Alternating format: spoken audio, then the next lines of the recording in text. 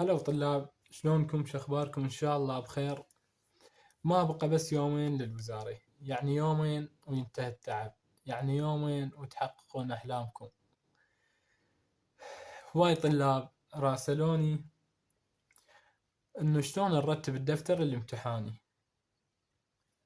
أنا دبرت هذا الدفتر وراح أعطيكم بعض الملاحظات عليه. مثلا جينا على الصفحة الأولى، راح تجي تكتب لي الاسم والرقم الامتحاني والمحافظة والمدرسة. المدرسة تنتبه، خاف إعدادية لو ثانوية، بس مو تجي تكتب لي الاسم بمكان المحافظة والمحافظة مكان الاسم. شوية ركز. أنا وقعت بالخطأ العام، كتبت اسم هنا بالمحافظة وكتبت المحافظة هنا. المصحح قال ما يحاسبون، والحمد لله جت درجة امتحاني، يعني مصححين دفتري. بعد نجي على العام الدراسي. هسه احنا العام الدراسي 2022 2023. نجي على الموضوع، مثلا امتحانك شنو؟ انجليزي عربي. وبعدها نجي على دور اول او ثاني. هاي الصفحة بعد ما نكتب بيها اي شيء بالجاف، الحبر اسود او ازرق. راح يجي هنا، هاي عندك الصق الليبل هنا، هذا هو المراقب راح يجيب لك اياه. هيك قصاصة صغيرة بيها اسمك والرقم الامتحاني،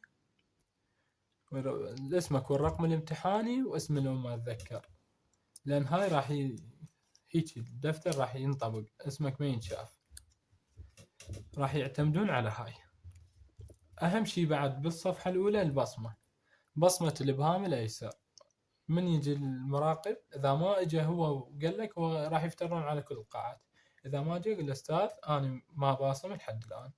بعد شغلة مهمة تشوفها بالدفتر، بوسط الدفتر هنا بالوسط بالسؤال الرابع، اذا ماكو هاي العلامة الفسفورية قل له استاذ اريد بدل له دفتر، لان ما يصححوه. يعني هذا دفتر شلون يهملونه. هسه نجي على السؤال الاول. هو مخلي لك جواب السؤال الاول بذن الصفحتين. هاي ما لكم علاقة بها، سويت تصوير من ساعة وعدته. مثلا عندنا عربي او انجليزي، او عربي او اسلامية، مواد غير الانجليزي. عندنا بها مثلا السؤال الاول بفرعين، السؤال الاول فرع الف، السؤال الثاني السؤال الاول فرع باء. ذن الورقتين للسؤال الاول. دير بالك تكتب السؤال الاول هنا، لازم اذا ما كفن ذن الصفحتين تكتب يتبع صفحة 12. هو صفحة 12 يمكن السؤال السادس. السؤال السادس إذا عندك 5 أسئلة، وإذا ما كفت تكتب يتبع صفحة 14، أريدها هنا بالسؤال السابع. هاي إذا كان الامتحان غير الإنجليزي. الإنجليزي شو نسوي؟ مو تبلش لي بنهاية الدفتر، خليك بتجاوب السؤال الأول هنا. مثلا السؤال الأول عندنا قطعة خارجية وقطعة للكتاب، فرعين أي وبي ومرات سي. شو تسوي؟ تكتب السؤال الأول أي هنا، والسؤال الأول بي هنا. إذا ما كفيت هم نفس الطريقة سوي يتبع صفحة 14 بالسؤال السابع.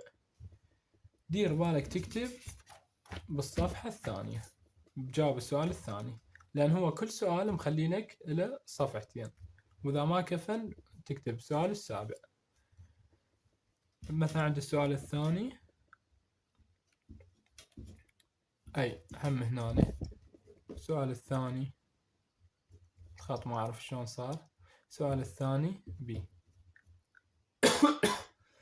عندنا 10 نقاط هنا، 1 2 3 4 5 6 7 8 9 10. وعلى هالطريقة أبلش من هنا، مو تبلش من هنا. ولهنا نصل لنهاية الحلقة، وأتمنى لكم التوفيق يا رب، وكل الطلاب تحقق المعدلات اللي تريدها. بالتوفيق إن شاء الله.